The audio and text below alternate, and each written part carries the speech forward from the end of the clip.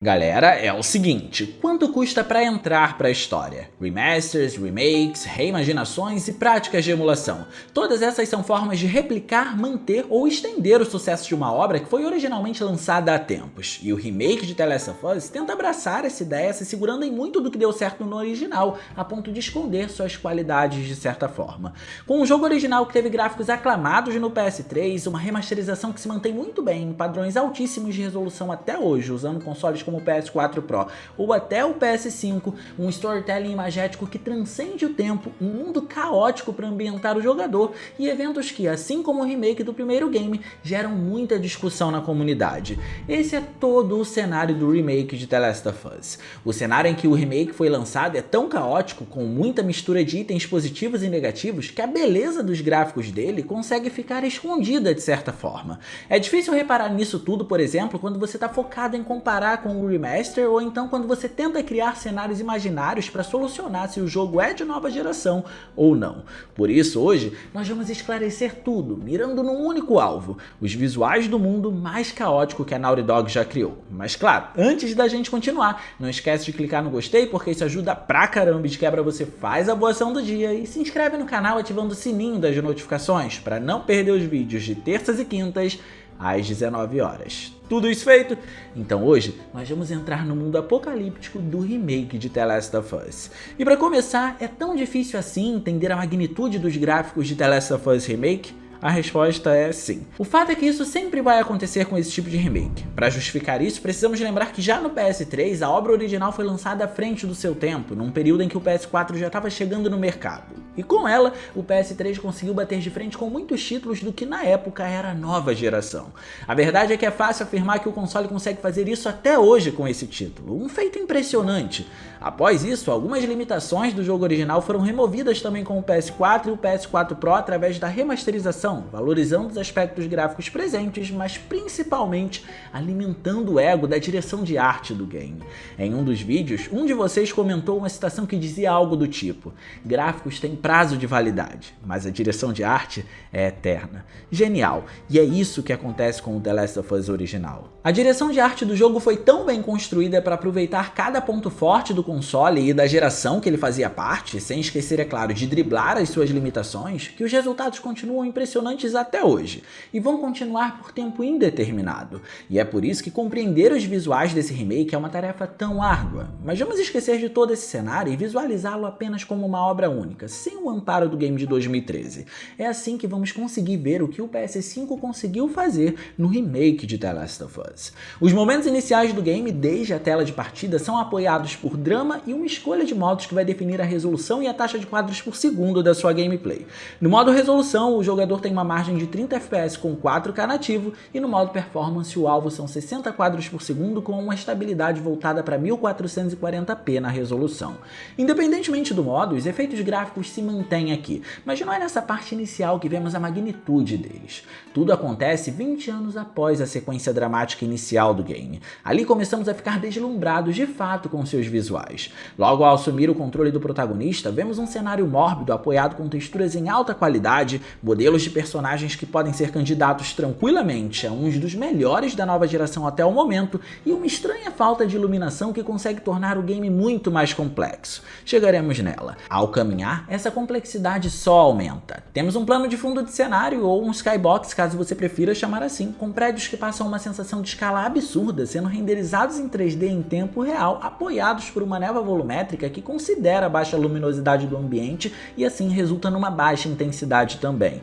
Cada um desses pontos apresenta o ritmo que vai ser visto durante toda a jogatina. É aqui que o game começa a se moldar. Essa caminhada pelas ruas nos apresenta, por exemplo, a próxima área em que o jogo brilha por mostrar o poder do motor gráfico próprio da Naughty Dog, os ambientes internos. Talvez soe como uma falácia, mas cenários internos são muito mais complicados de serem apresentados do que cenários externos, quando eles são bem feitos, obviamente. Uma dificuldade que ocorre independentemente do nicho. Seja considerando a direção de arte ou elementos técnicos, é muito difícil representar esse tipo de ambiente. Os cenários internos internos precisam ser naturais, e para serem naturais eles precisam ser intimistas. E a palavra que ressoa com intimista aqui é detalhe. E detalhe é algo que The Last of Us Remake faz muito bem usando o poder do PS5, resultando em um mundo com excelentes cenários internos. A qualidade de textura pode ser algo que chame a atenção aqui logo de início, e ela é realmente impressionante. Mas mais impressionante no jogo é quando você observa os detalhes. A quantidade de assets presentes é, no mínimo, monstruosa. O jogo traz ambientes internos ricos o suficiente para torná-los bastante naturais e realistas. Mas isso não é tudo. Apesar da alta quantidade, existe a complexidade nisso também. Para conseguir ser intimista, cada ambiente tem seu próprio estilo de asset. Isso faz com que cada espaço interno que você visite tenha uma identidade visual própria, fazendo com que você entenda que, apesar de estar em um ambiente interno, isso não quer dizer que ele é o mesmo ambiente interno explorado anteriormente ou que eles se assemelham entre si de alguma forma. Uma casa abandonada pode ser apenas uma casa abandonada, mas uma casa abandonada feita de esconderijo já tem uma atmosfera completamente distinta. E o que acontece aqui para dar vida a isso é muito simples.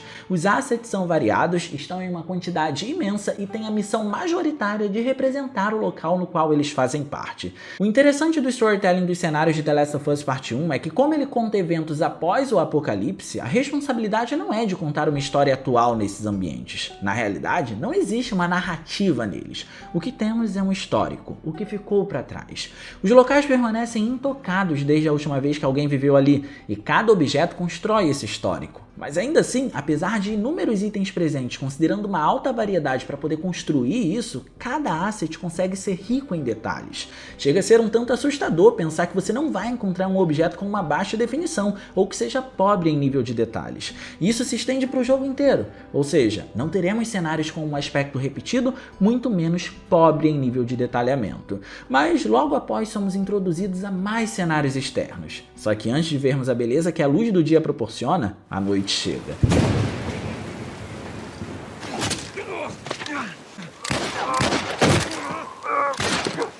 Nesse momento, a atmosfera do game muda completamente. Ela começa a te preparar para algo novo e desconhecido, porque é um elemento que o jogador vai precisar lidar durante boa parte do tempo. Do aspecto visual, vemos uma chuva torrencial simulando partículas, mas até aí nada de muito interessante nem nada de muito inovador. O que espanta de verdade é a reação dos materiais e superfícies a essa chuva. Fazia muito tempo que não víamos uma reação tão bem representada a esse tipo de efeito. O concreto molhado não fica apenas molhado, dá para ver a água escorrendo pela superfície. Em áreas lisas dele, por exemplo, o pouco de luz que se tem é rebatido no material por conta da água que está ali e acaba destacando ainda mais o efeito. A terra se transforma em lama e cria pequenas poças d'água em diversos locais acumulados. E tudo isso se transforma em mini eventos gráficos que, quando estão combinados, ficam incríveis. A sensação é a de uma chuva torrencial que afeta o ambiente e até os personagens, que tem todo o seu modelo molhado, incluindo a malha das roupas e dos objetos que foram construídos individualmente. Tudo aqui consegue conversar muito bem graças aos detalhes, mas é ao chegar perto do fim desse trecho que as mudanças começam a ocorrer. O ambiente é levemente tomado mais uma vez por uma névoa volumétrica que atua de maneira ainda mais discreta do que na sua apresentação do Skybox nas ruas iniciais, uma intensidade minimamente controlada, algo que só esse recurso consegue fazer. Ela divide um ambiente do outro, e isso acontece porque nós temos o primeiro contato com os instaladores, que é provavelmente um dos inimigos mais assustadores do game e que vai aparecer durante toda a sua jogatina. Nesse trecho, temos a confirmação de que os assets são realmente variados ao extremo, porque o cenário em nada se parece com nenhum dos anteriores que foram explorados até chegarmos aqui. Só que o interessante é observar as salas em baixa luminosidade completamente destruídas, porque elas foram cuidadosamente feitas pensando nisso. É um cenário extremamente complexo do ponto de vista técnico, porque ele é a união de diversas salas que não podem ser idênticas, mas que ainda assim precisam se parecer em alguma instância, porque estão todas existindo dentro de um prédio só. A identidade visual precisa fazer com que tudo orne, e assim é feito. Mas depois de apreciar esse trecho, por fim começamos a ver a luz do dia. Com ela, vemos a vegetação rasteira se apresentando de forma extremamente densa e ainda assim com capacidade de interação com o personagem, indicando que o game, ao contrário de diversos outros títulos, abandona recursos mais antigos para poder usar técnicas mais novas que tenham a aplicação de física. A alta qualidade das texturas é algo visível incrível aqui também, e uma direção de arte que mistura a natureza com cenários urbanos de forma que as estruturas coexistam de maneira sensacional. E embora tudo isso seja realmente incrível, é sobre a luz do dia que eu quero me ater a partir de agora.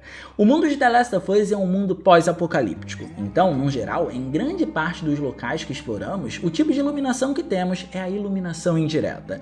Isso se deve ao fato dos cenários não utilizarem fontes de luz elétricas para gerar qualquer tipo de iluminação. Dessa forma, majoritariamente falando, o que temos é a luz do sol aqui, e ela é diferente de muitos jogos atualmente, por mais absurdo que isso pareça. E eu vou explicar. A luz aqui é dividida em 3 estados. A luz do sol, sendo essa a luz direta, a luz indireta, que é gerada graças à luz direta do sol ser rebatida nas superfícies, como em becos estreitos ou em ambientes internos, e a luz ambiente, que é a luz que clareia o local, mas tem sua incidência direta bloqueada por superfícies. Por exemplo, ao andar pelos cenários internos com algum tipo de janela, a fonte direta é bloqueada por todas as outras superfícies que não sejam essa janela, fazendo com que aquela única fonte de luz tenha que se espalhar pelo local para iluminá-lo. E é aí que está a magia de The Last of Us Remake. Lidar com sombras dinâmicas sendo projetadas por uma luz direta, como o sol ou uma lâmpada, é mais simples porque a projeção precisa considerar uma sombra dura apenas. Mas aqui não é o tipo de luz que predomina e, como resultado, as sombras na maior parte do tempo precisam ter uma certa penumbra. É como se o efeito tivesse um fade, começando forte e terminando fraco, simulando a realidade. Além disso, os cenários consideram o sistema de iluminação pré-calculada do game, resultando em todo esse equilíbrio de luz, trazendo nuances de sombreamento em cada canto com a iluminação indireta e considerando variações de cor nas superfícies para influenciar nas adjacências. Não bastante, entrar e sair de ambientes internos também é um show à parte. Nesse tipo de trecho, ou temos feixes volumétricos que invadem os ambientes internos, indicando que você está prestes a sair de uma área interna para poder explorar algo muito maior na parte externa, algo muito característico dessa direção de arte inclusive, ou temos um equilíbrio gerado pela iluminação global que exibe a transição de luminância de um ambiente para o outro de maneira extremamente natural, utilizando a luz da parte externa e incidindo na parte interna gradualmente até ela se dissipar. É uma obra de arte de fato. Essa participação volumétrica que nós citamos, inclusive, tira proveito da sua característica de dissipação para poder atuar com partículas que são geradas pela GPU. Quem acompanha o canal veementemente já deve ter identificado, inclusive, e isso acontece em diversas vezes ao longo dos cenários do game. O efeito é magnífico e ocupa todo o espaço pretendido de tela sem excessos graças à precisão da sua aplicação, sem perder a performance. Na luz indireta, em especial dos ambientes internos, é interessante ressaltar que, além do equilíbrio ser natural, se aproveitando para valorizar fontes de luz direta quando elas raramente aparecem e conseguem criar sombra dinâmica de maneira destacada, é necessário também dizer como a lanterna tem um detalhe interessante aqui diante disso. Ao iluminar uma superfície com ela, nesse tipo de ambiente, a cor da superfície influenciada afeta a iluminação de uma parede que está sendo afetada indiretamente por essa luz, como uma parede ao lado a que está sendo afetada diretamente pela lanterna, deixando o local muito mais complexo nesse sentido. Algo resultante também da iluminação global, e cada propriedade de material reage de maneira própria a cada um desses padrões de iluminação. Todo o conjunto acaba gerando realismo como consequência. É claro que os inimigos e os personagens são um show à parte quando o assunto são detalhes e expressões, mas é no seu mundo que The Last of Us consegue brilhar fazendo a utilização dos diversos padrões de luz e como o ambiente se comporta diante disso. É no conjunto exacerbado de detalhes que o game consegue construir uma atmosfera tão boa a ponto de ser similar ao original, mas ainda assim conseguir estabelecer sua direção de arte num outro patamar usando o poder da nova geração. Mas e você? O que você acha do remake de The Last of Us olhando para ele isoladamente? Aliás, me conta também o que você achou da série. Deixa aí no campo dos comentários que eu quero ler a sua opinião, beleza? E no mais, eu vou ficando por aqui. Eu espero muito que vocês tenham gostado desse vídeo. Se vocês gostaram, não se esqueçam de clicar no gostei, porque isso ajuda pra caramba. De quebra, você faz a voação do dia e se inscreve no canal ativando o sininho das notificações para não perder os vídeos de terças e quintas às 19 horas. Minhas redes sociais vão estar aparecendo por aqui, se vocês quiserem trocar uma ideia, sou todo ouvidos. Era isso, um grande abraço e a gente vai se ver na próxima.